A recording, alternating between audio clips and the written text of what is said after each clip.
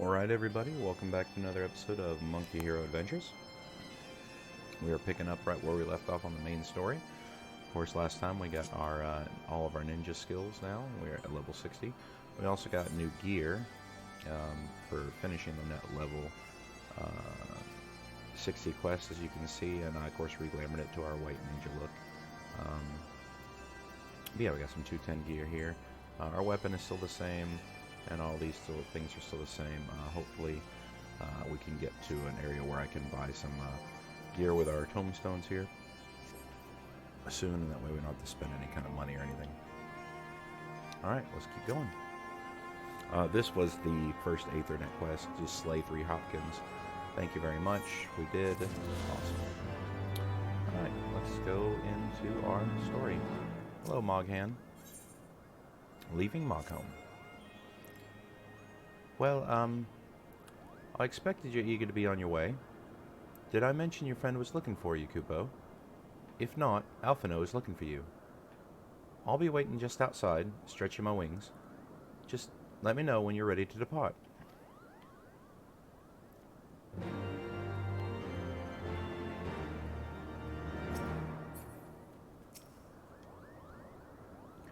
To the best of my knowledge, we have all that we need for our trip to Zenith, and I believe the Elder Seedseer and her retinue will soon be making the journey back to Gridania. It would be remiss of us, I think, not to convey our gratitude to them prior to our going our separate ways. Shall we?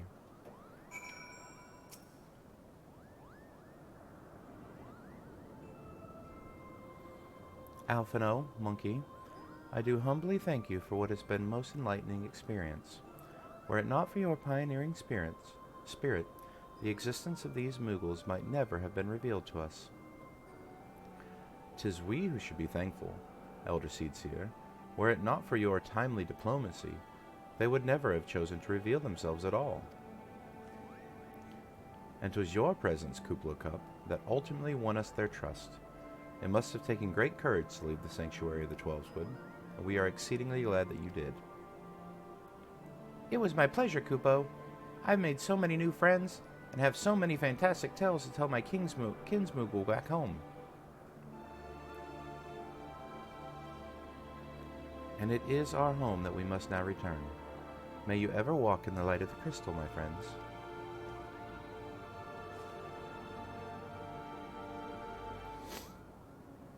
Safe journey, Elder Seedseer.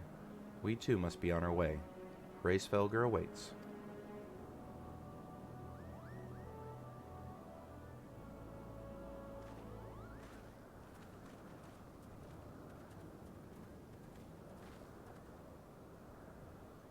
Warrior of Light, pray attend closely to your companion, Sir Estinian.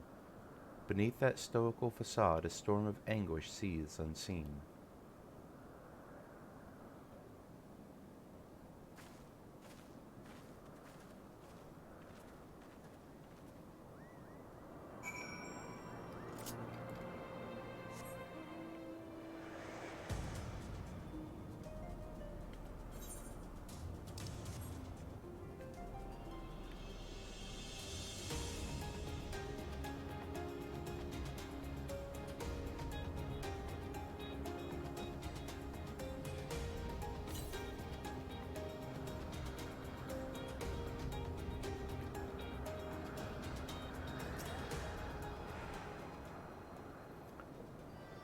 Have you said your goodbyes and dabbed away the tears, Kupo? Then we are indeed ready to go.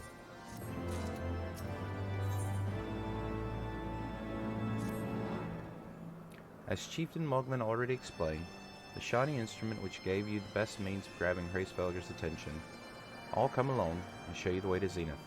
That's the big place where you need to blow the horn. First things first, though, we need to make for Asa. Oh, and watch out for rampaging dragons.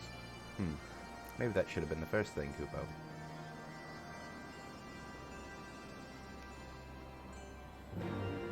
Alrighty, and as we go, I don't think there's any in there. No? Okay.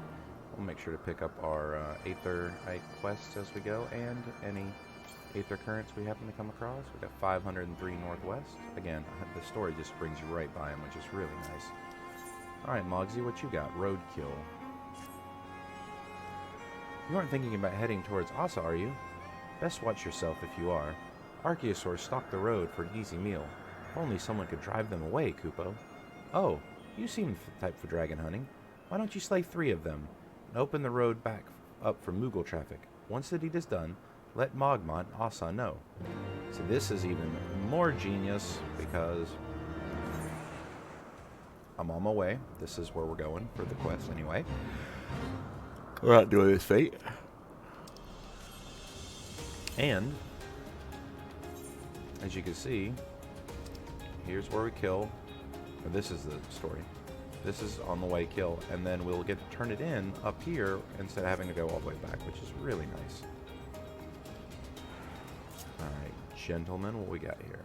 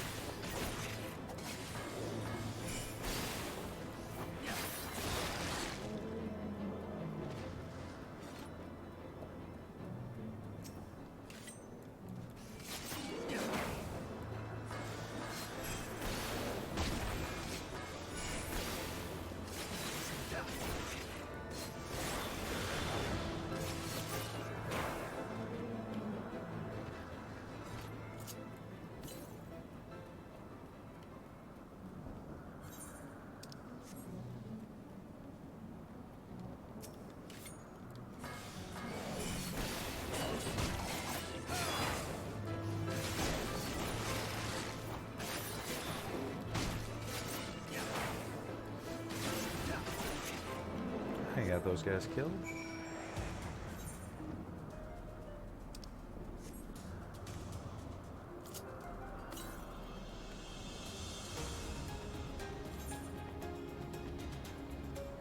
And it says 213 up here. There's a big that's not that far away. 213, so we're gonna go grab it real quick. 130. Yeah, I was about to say. I bet it's on top of that little cylinder, which it is. It materialized right before I could say it. There we go.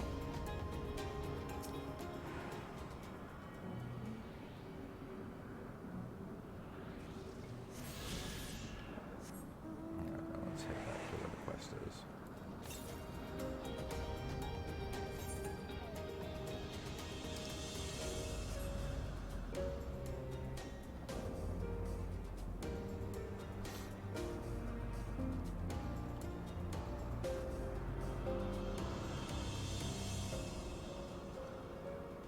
No, they're about to square off.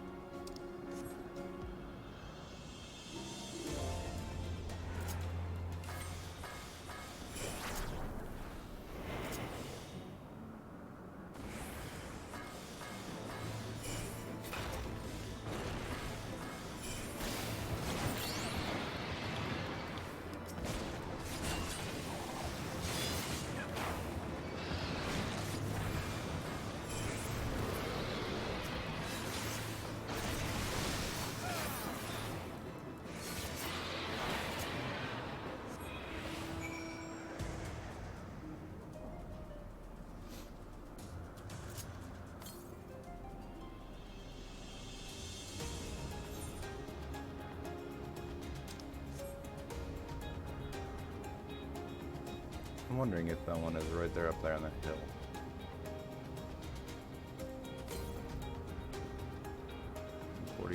Southwest, the southwest, so maybe not. Probably in here somewhere. Oh, you know what? Yeah, I believe it's up there at the top of one of these little spires, if I remember correctly. Alright, Mogmont. I did the thing. Yep.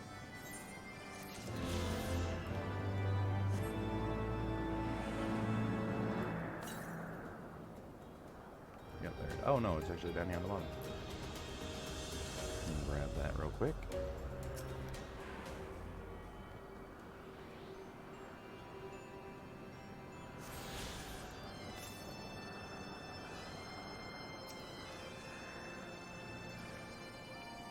Things were a bit blighty there for a while, but I think we've arrived in one piece, Kupo. I wonder what has the dragon so awfully snappy.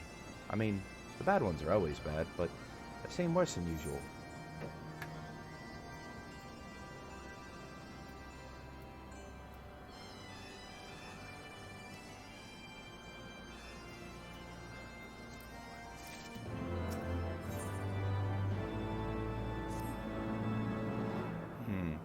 May have a small problem, Kubo. When the winds are high like this, Hraesvelgr invariably abandons his lofty perch and heads to the lands below to hunt. If you try blowing the horn now, I doubt he'd hear it. I'll suggest we stop at the clearing up ahead and rest until the wind dies down.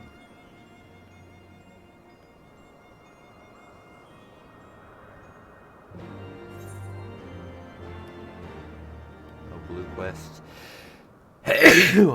Sorry about that. I've been horribly sneezy as of late in the mornings. No. Well, there's Zenith.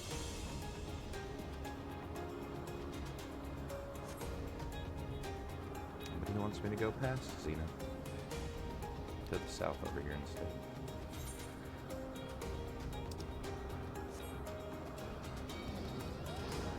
Oh, actually, I think you have to actually go down here to the south to get there anyway. Yeah, you have to go around. So.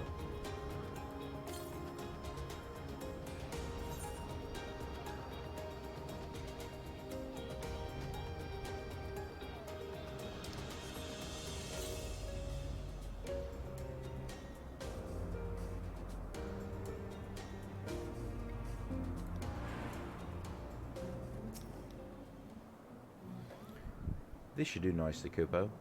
The winds will likely have died down by tomorrow, but until then, we might as well make ourselves comfortable. If we must interrupt our journey so close to its end, I suppose this place is as good as any. Mayhap a brief respite from the hardships of the road will help to clear our minds in readiness for the coming parley. Very well then, I believe a campfire is in order. Leave the gathering of fuel to me. I acquired a keen nose for firewood during my time in the frozen waste of Korthus. Clear our minds. 'Tis Master Alphino whose mind needs clearing. The thought of meeting a great wyrm in the flesh has befuddled the boy. Did you see him stroll away as if these ruins were not crawling with deadly beasts? Follow him, monkey, and see that the wildlife does not make a meal of our young friend. We will have the camp ready by the time you return.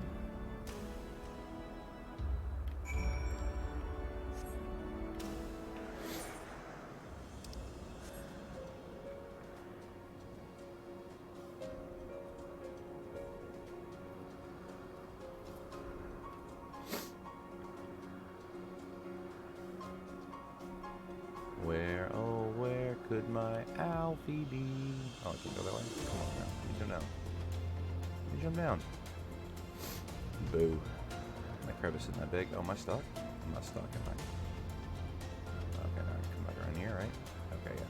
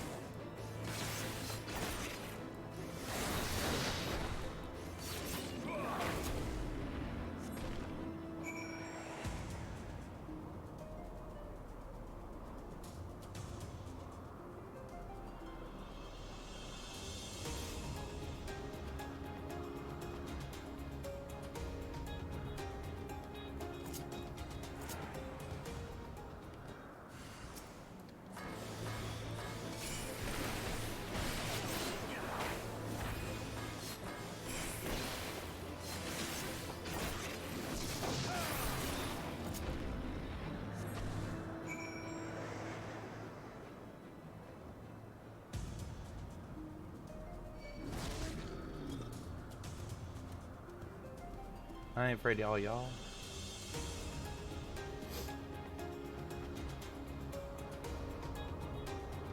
I'm on a cloud.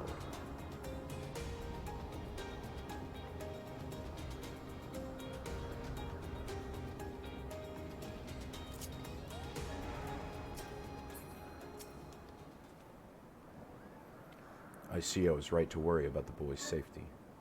Once Alphino returns with the wood, we can be about supper. The Ice Queen has filled a pot with what looks like stew ingredients, ready for the fire.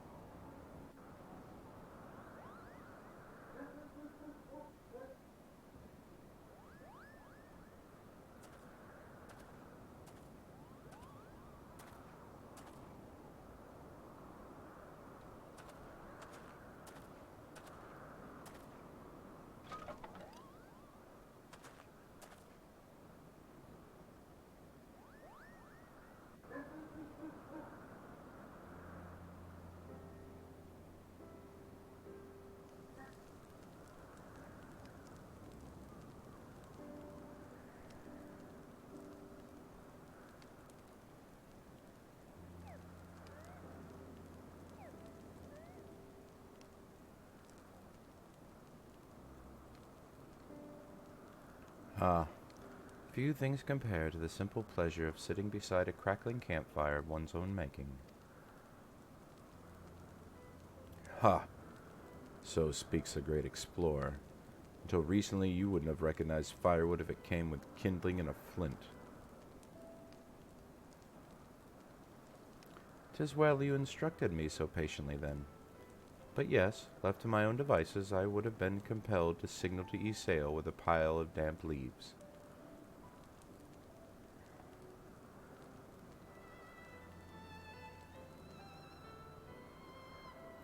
I was born the pampered son of a Charlian dignitary, and alongside my twin became the youngest student ever to be accepted into the studium. How proud I was to match wits with scholars and philosophers. How ignorant of my own shortcomings. That hubris invited manipulation and betrayal, and led to the downfall of the Scions. Well, all of us are guilty of similar ignorance. How many men lay down their lives, never knowing what it is they fight for, never questioning which they would have been taught to believe.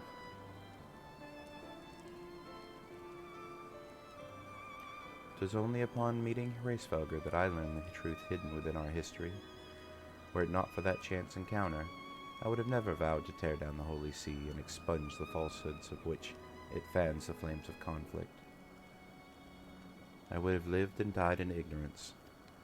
That the truth had driven me to do terrible things I cannot deny, but I would rather sin in the pursuit of peace than imagine myself virtuous for perpetuating a needless war. If this journey has taught me anything, it is the importance and difficulty of holding to one's convictions in the face of failure, of striving always to replace one's ignorance with knowledge. You are well on your way, Master Alphino. At your age I was but a fool, swinging a spear with scarcely a thought in my head. Even now, I struggle to acknowledge the misconceptions under which I have labored. Sitting here amongst these grand ruins, how could I deny that man and dragon once lived in peace? But for all that such an age existed, we are now in a time of war. Nidhogg killed my family, and no quirk of history will exonerate him. I may be ignorant of how the Dragonsaur War began, but if we do not put an end to this conflict now, I can say for certain that it would only breed more vengeful souls such as mine.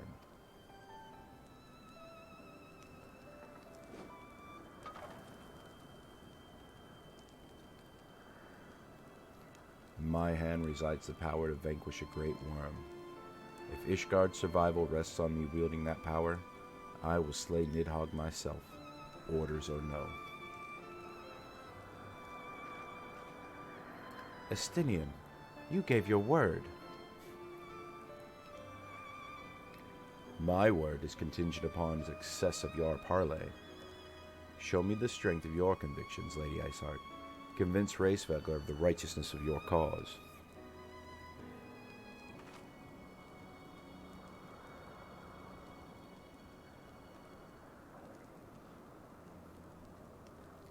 Doubt not, but that I shall, Dragoon. Well, winds willing, we shall have our answers on the morrow. Let us sleep now and face our fate with the rising of the sun.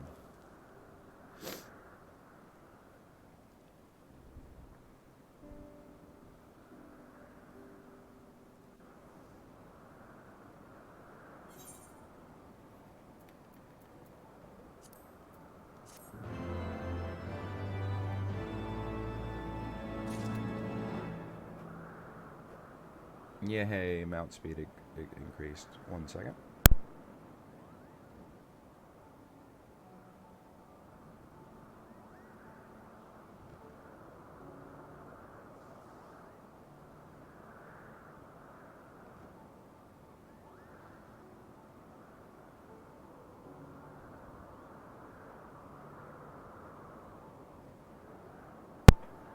Alright, Moghan.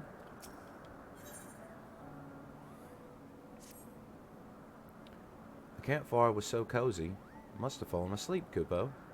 But do you feel the winds have shifted? They will have borne Hraesvelgr back to the skies above Zenith. I'm sure of it. This is our chance to climb to the highest floor of the palace and summon him with a toot of the shiny horn. So, I'll be heading back now, if it's all the same to you. Good luck, Kupo. It was nice knowing you.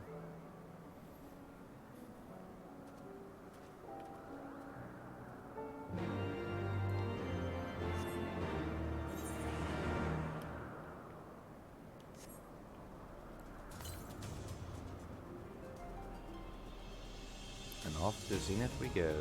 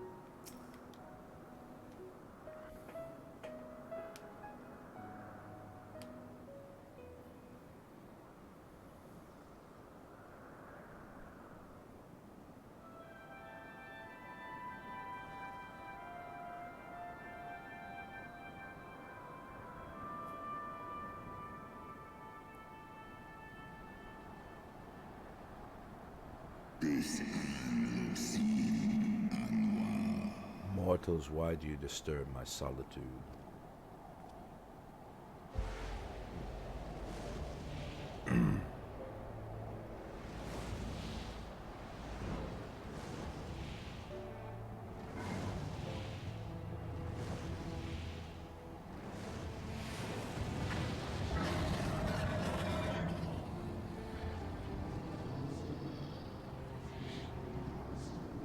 Hraesvelgr.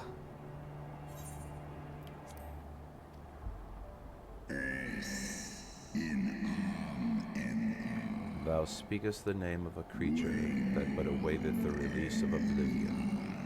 Leave me.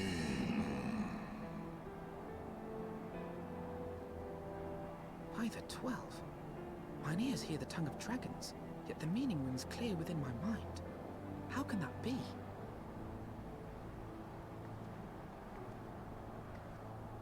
Hraesvelgr, do you not remember me? 'Twas I whom you found in Dravania. I who glimpsed the truth. The truth about your past. About Shiva.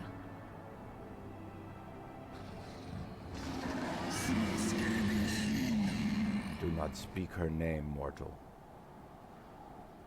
But speak it I must. I have summoned Shiva's soul from the beyond and offered myself as her vessel. She has made her heart known to me. Foolish girl, thinkest thou my beloved spirit hath descended from the heavens?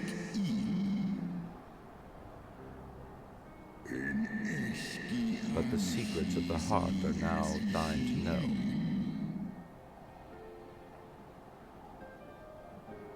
I have surrendered mine to her. Do you not see, my love? I am Shiva reborn. Gullible fool, the light but illuminated the past for thee. He did not grant thee omniscience.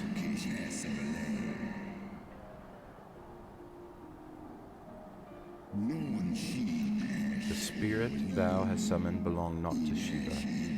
'Tis but a shade conjured by thy own fancy.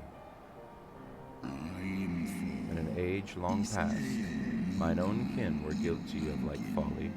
Beguiled by the Dark One's lies, they attempted to resurrect a king amongst worms. Yet the divinity they called forth merely borrowed the semblance of my fallen brood brother.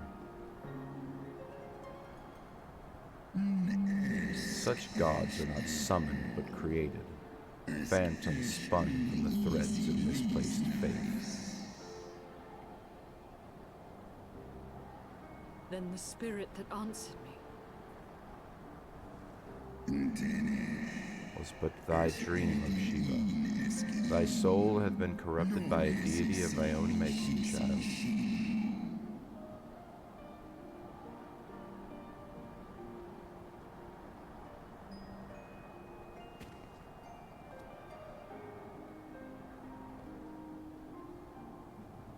'Be that as it may, Lord Hraesvelgr, Izel's desire to heal the rift between man and dragon is real, and it has borne us this far. We would spare both our kind and yours the ravages of this senseless war. Pray join your voice to ours in a call for peace and forgiveness. The tale of thy kind is one of avarice, treachery, and death, and thou wouldst speak to me of peace. Hark thee, mortal, to the naked truth, then tell me thou deservest forgiveness.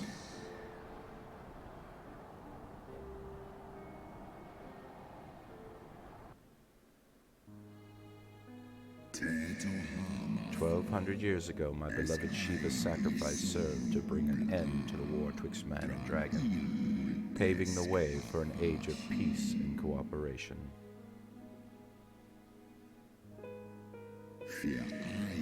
2 centuries of harmony were to follow, during which time the Elezen learned much about us, not least that the eyes of a great worm are the wellspring of his strength. 'Twas out of the selfish desire to possess this strength that King Thornton then conspired to undo all that our peoples had achieved together.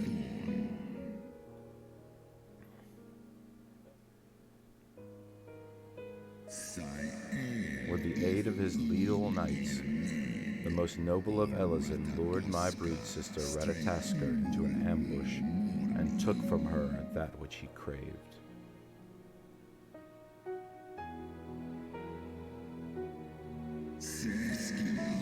Fain would I strike the image from my mind, yet still the scene doth linger. One of my brood sister's tattered corpse, defiled by her Elysian allies. They had torn out her eyes and feasted upon them in the manner of wild beasts.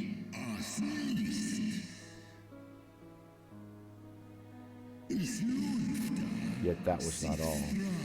From their bloody banquet the fiends had gained strength beyond that of mortal men. Even now I labor to comprehend the enormity of their betrayal.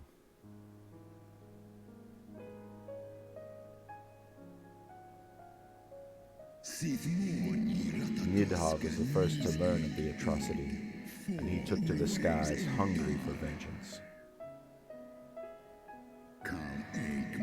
But though they slew Thordan and some few of his knights, their fellow butchers knew only too well where to aim their spears, and without now practiced savagery, they set about my brood brothers, sending him flailing. Such is the truth the Holy See would keep hidden. Such was the beginning of the Dragon Song War. 'Tis a song my kind shall never forget, ere said 10,000 years pass, and Ishgard crumble into dust.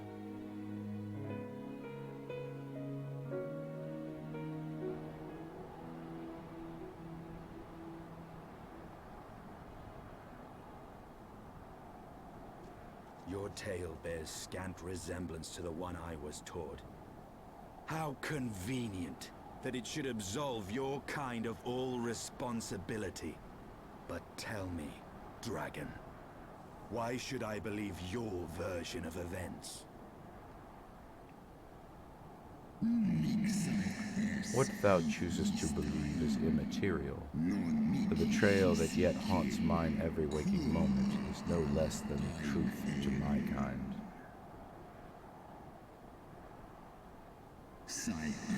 And Nidhogg meaneth for Thordan's people to suffer for their sin till the end of days. That which thou imaginest a war of extinction is but a punishment, a siege of the spirit. Hast thou not seen those who tire of the torment, those who abandon their own side with dragonkind? Their own inside of dragonkind. Ishgard's so-called heretics.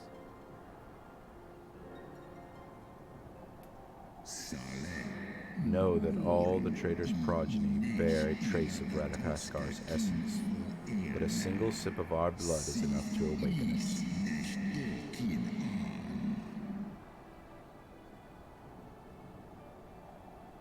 Then, the seed lies within us. 'Tis for a reason that those who abandoned their loyalties are rewarded with a drink, and thus are transformed into join the ranks of Nidhogg's ever-growing army as newborn dragons. One by one, through death or defection, my brood brothers shall account for all the betrayer's children.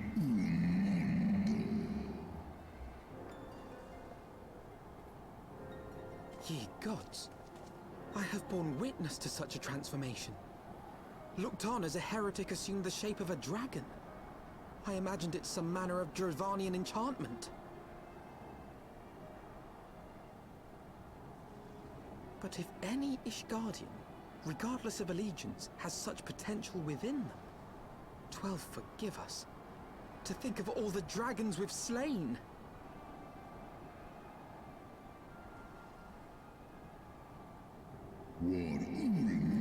There will always be some, of course, who choose to fight until the bitter end, like thee, Dragoon.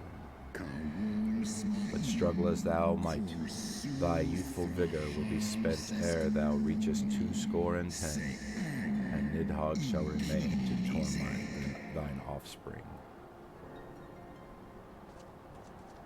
Oft have I wondered why Nidhogg did not simply raze Ishgard to the ground. Now I have my answer. He has no intention of winning the Dragonsong War, for it is no war at all, but vengeance, an eternal requiem sung for his murdered sister. Thou hast the right of it, Dragonslayer. Comprehendest thou now the futility of thy quest? I have not come this far only to admit defeat. We can still return the eye to Nidhogg and beg forgiveness for our ancestors' crimes. Mayhap our words will sway him. Stubborn child, thou thinkest in mortal terms. Our perception of time is too broad for thee to grasp.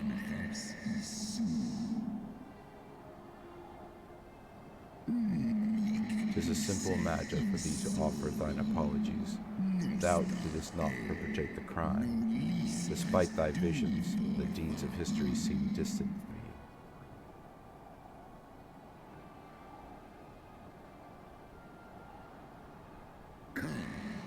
thee. For a worm such as Nidhogg, however, that history is yet part of his present, as fresh as the blood that did gush from Raditesker's wounds.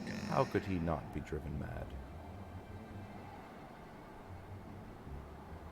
Tis only by the calming embrace of Sheba's soul that mine own fury hath not consumed me.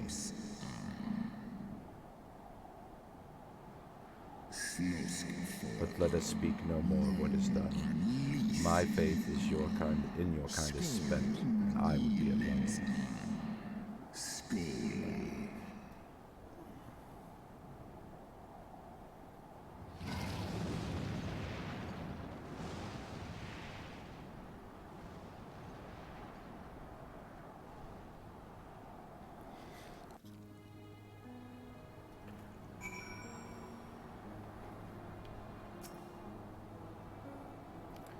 Hraesvelgr was every bit as awe-inspiring as I imagined. His voice fairly dripped with power.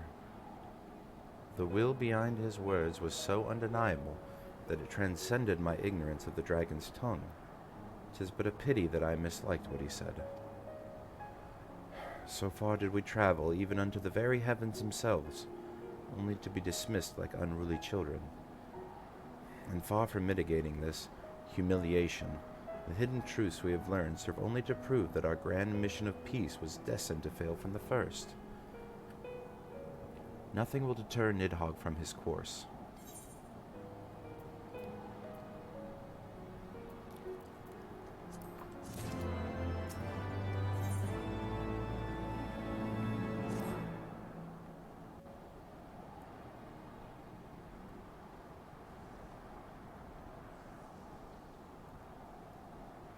Well, what do you propose we do now? I, for one, am intent on continuing to the east. What is there to be found in the east? Nidhogg's lair, the Eyrie, is said to lie in that direction. And the eye tells me he is near. You cannot still mean to slay him. You cannot still mean to stop me. I have been true to my word, and aided you in this fool's errand with Hraesvelgr. But your efforts at parley have come to naught, Lady Iceheart. I would see Ishgard saved, and for that, Nidhogg must die. With the tale of our ancestors' vile betrayal yet ringing in your ears, you speak of continuing this war? Nay, lady. I would but pierce its vengeful heart. When Nidhogg dies, this war shall die with him. A moment, Estinian. You yourself spoke of the Great Worm's strength, that you believed him powerful enough to raise your city to the ground.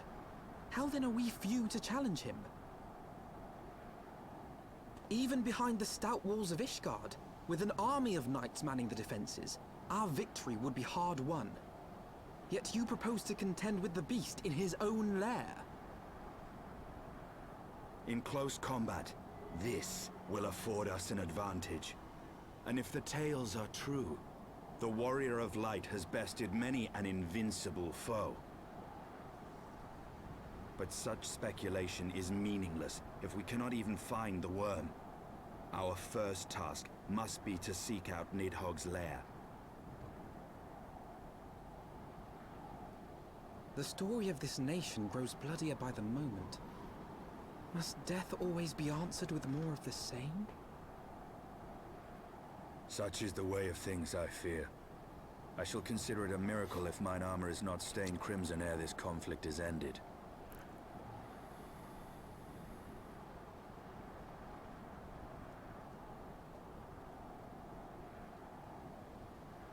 That I should be blinded by my own lies. Everything I believed, everything I thought I was, gone. All gone. Leave her. Your words will not reach her now. And we have not the time to wait for her to gather up the pieces of her shattered faith.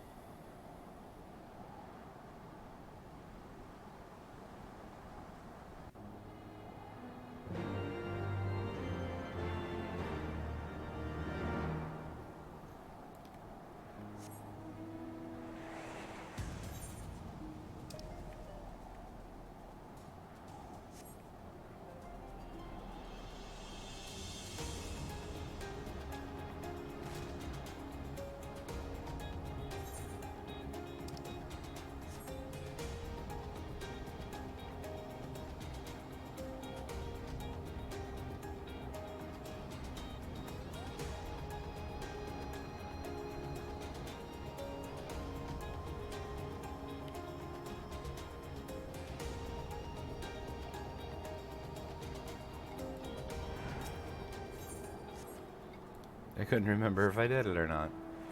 Oh, silly me.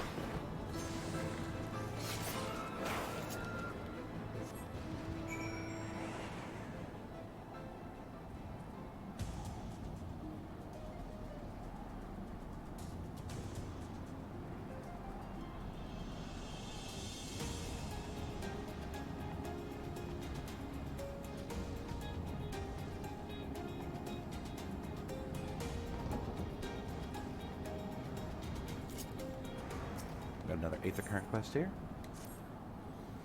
Whatever can be taking her so long, Kupo? My replacement should have been here already, but I don't see her anywhere. I'm so hungry. I wager she went home on account of those troublesome Tulahans flapping about. I say slave 4 of them should secure a safe path. Give my replacement no excuse. Please, my stomach begs you.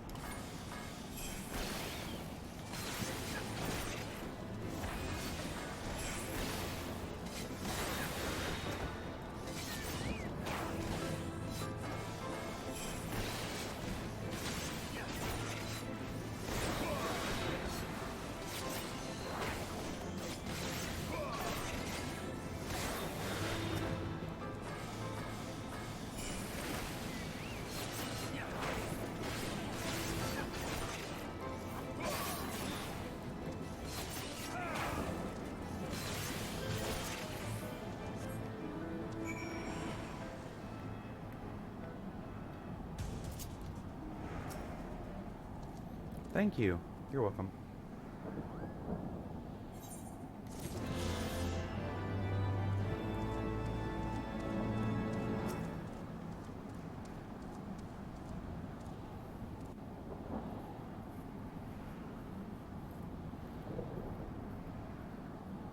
Is that it?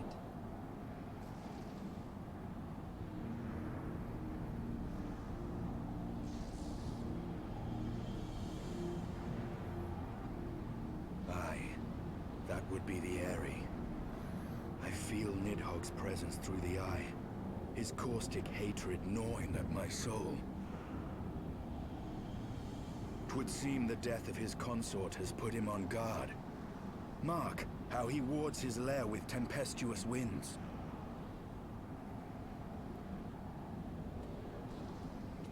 A similar barrier once barred our entrance to the primal Garuda's domain, until we discovered the means by which it could be penetrated.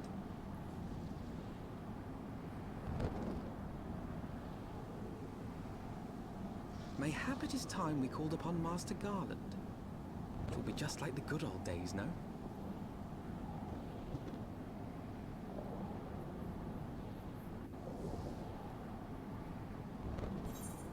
Yeah, let's get old Sid.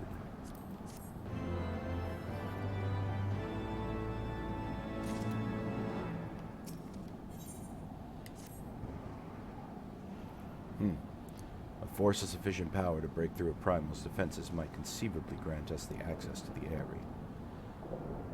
And I can offer no better solution. Pray consult this engineer friend of yours. Very well, on that condition that you swear not to lure Nidhogg from his lair in our absence. And steal all the glory for myself, you mean? Nay, I am not so selfish as that. Contact me by Link Pro when your preparations are complete, and we shall set forth from Ishgard together. I suggest we rendezvous back at St. Renet's Forum, Monkey. From what I gleaned of the Holy Sea's decidedly ambitious airship project, Sid will still be in Ishgard.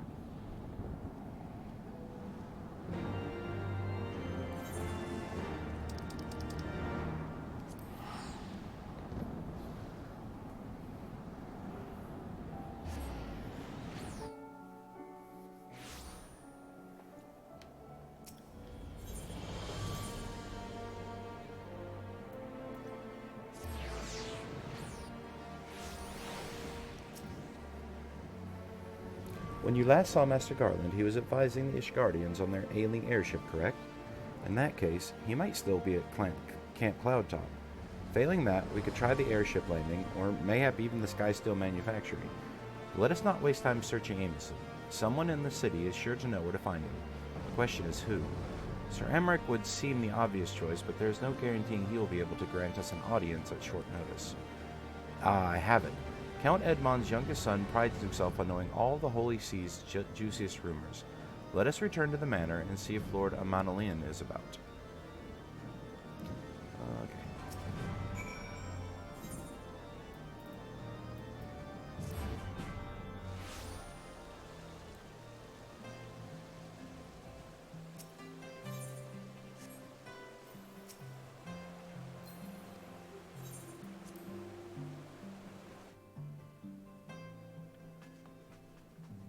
Alright, Amanda Lane, what you got? Ah, the hero returns. How goes the fight, old boy? Well, I trust... In search of a Sid Garland, you say? Then say no more. The taverns are full of talk, and the name of said silver-haired genius has cropped up more often than most. I hear he has been tasked with getting the monstrous airship the Holy See commissioned to actually fly. 'Twould seem the project has been plagued with mishaps from the first. In any case, Garland Ironworks employees are known to frequent the airship landing, and I'd wager their master does too. The airship landing? Yes, I thought as much. Come, monkey, we must find Sid and trouble him for his expert opinion.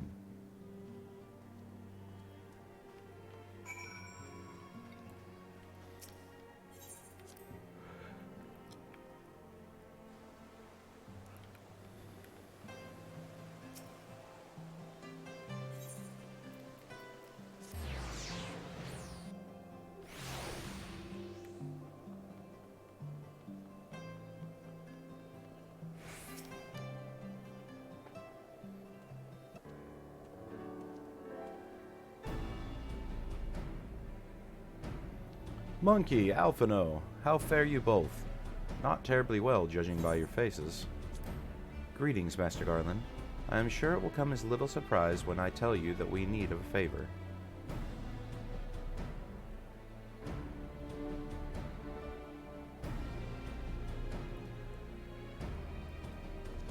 Another wind barrier? And you say it was conjured by Nidhogg? The Enterprise could certainly take you where you need to go, but she would not fare well against dragons. She's agile for a ship her size, but not that agile. The Devanians would fly rings around her. And if they took it in their heads to incinerate the rigging, there would be precious little we could do to avoid them. There must be something we can do, some manner of weapon we could employ. Vestidian stands vigil at the edge of the churning mists, but we do not know how much longer. All right. I didn't say it was impossible. I said it was impossible for the Enterprise. We need a smaller boat. Biggs, Wedge, it's time we gave that new toys of yours a proper field test.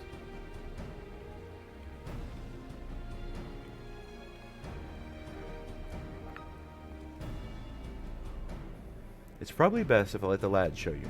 Come on, the manufactory is not far.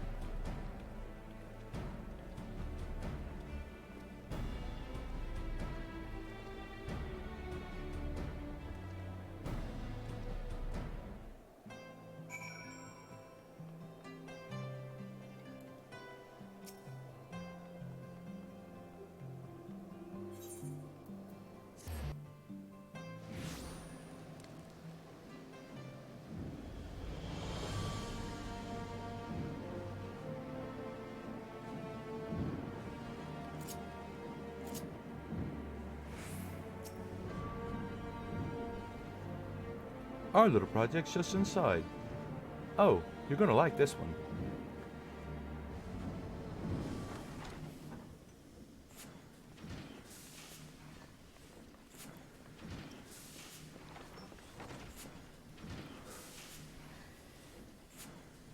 Feast your eyes upon our latest and greatest feat of engineering. We call it a mana cutter.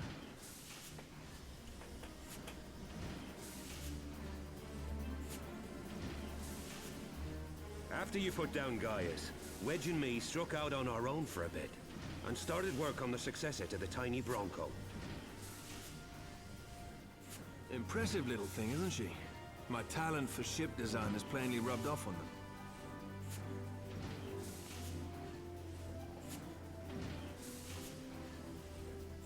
They've adapted the principles of corrupted crystal technology and constructed a mechanism which converts ether from its surroundings into elemental wind.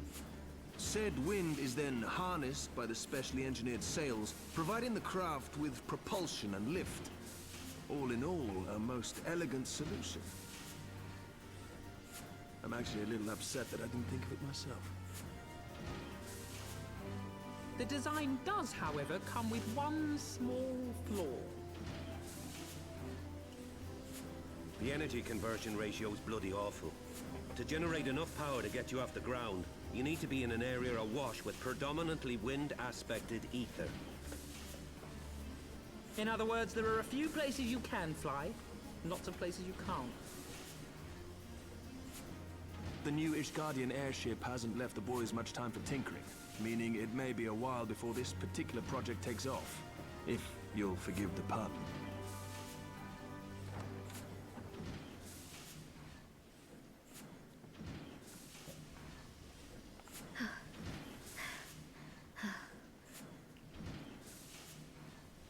Tataru, what's happened? I've been looking all over for you. There's been word from Aldar. It's about Her Grace, the Sultana.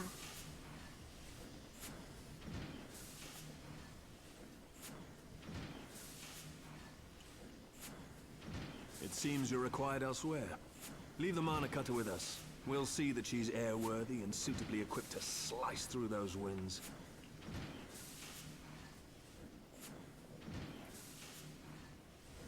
You, meanwhile, should concentrate on providing Raoban and the Sultana whatever help they need.